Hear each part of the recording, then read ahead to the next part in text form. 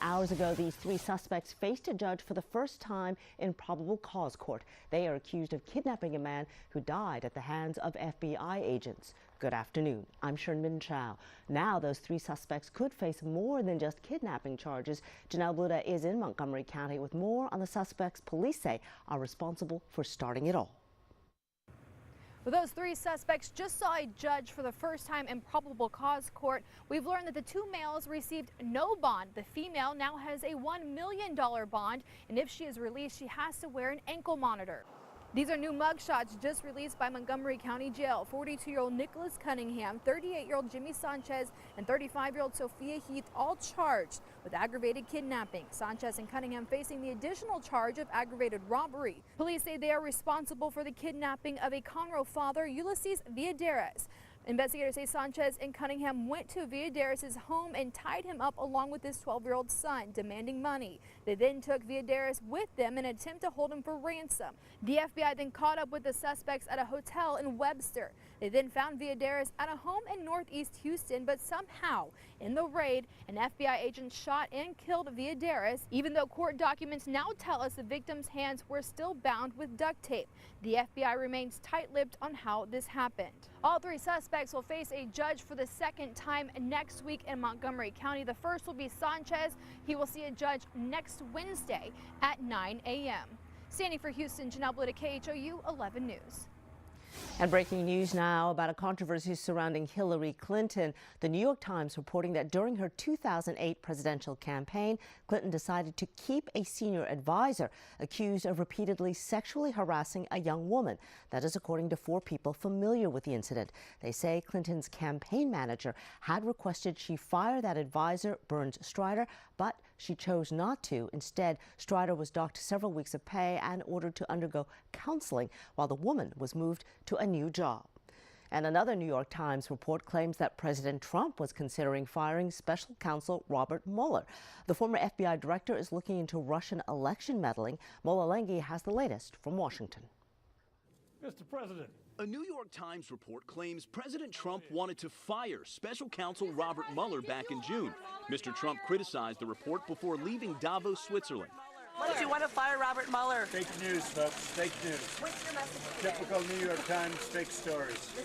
But a close friend of the president, Newsmax CEO Chris Rudy, appeared to support those findings last summer. I think he's considering perhaps terminating the special counsel. I think he's weighing that option. CBS News also learned Mr. Trump argued with top advisors that Mueller had conflicts of interest. They include Mueller's membership fee at one of the president's golf clubs, work Mueller had done at a law firm that represented Jared Kushner, and that Mueller had interviewed with Mr. Trump for the FBI director job a day before being appointed special counsel.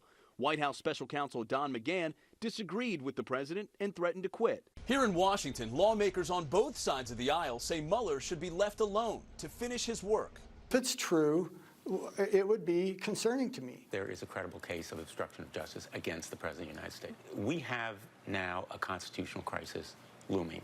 Mueller has yet to say whether Mr. Trump will be called to testify as part of his investigation. Mola Lenghi, CBS News, Washington.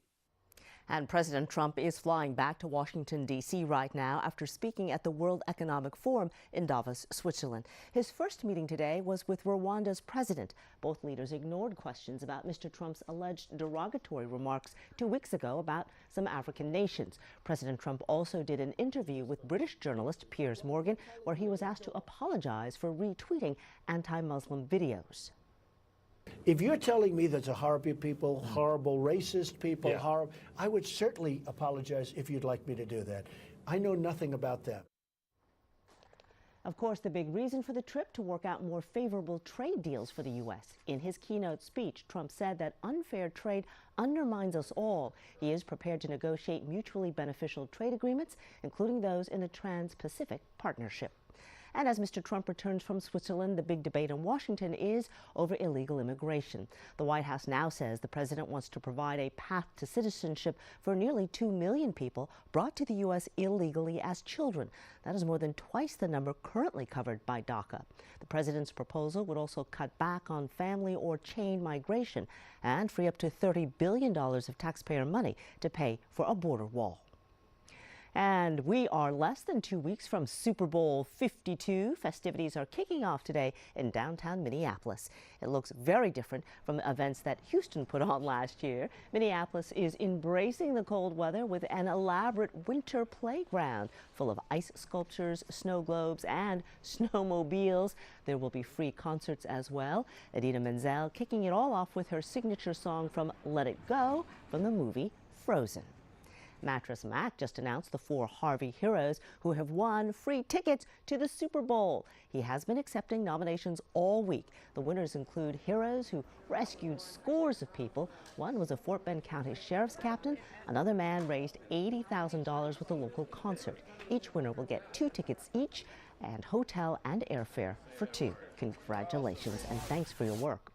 We are keeping a close eye on possible rain this weekend. Our Blake Matthews is in with a first look at our forecast. Hey, Blake. Hey, good afternoon, Sherman. Always nice to have lunch with you on a Friday. Hey, you know what? Those of you heading to Minneapolis for the Super Bowl, get ready because we're talking about some of the coldest temperatures so far this winter, which is pretty hard to believe. It's been a cold winter. Could be in store for Minneapolis. So heads up if you're headed up there. No cold weather this afternoon. Temperatures holding in the 60s. We take a live look out over the Galleria. Gray skies out there. It is abundant across the entire state, and those clouds are dropping a little bit of rainfall off towards Louisiana and just off to our south and west, out towards Columbus, picking up a few showers this afternoon. Zooming right on down out there, you can see they are very, very light. So we're looking for rain chances to increase heading into the overnight hours. We're looking for a high temperature today right around 65, 62 this evening, 50% chance of rain overnight, increasing to a 60% tomorrow morning. It will not be a washout. I have your full forecast coming up in just a few minutes. All right, always enjoy lunch with you, Blake. Let's get some fries today.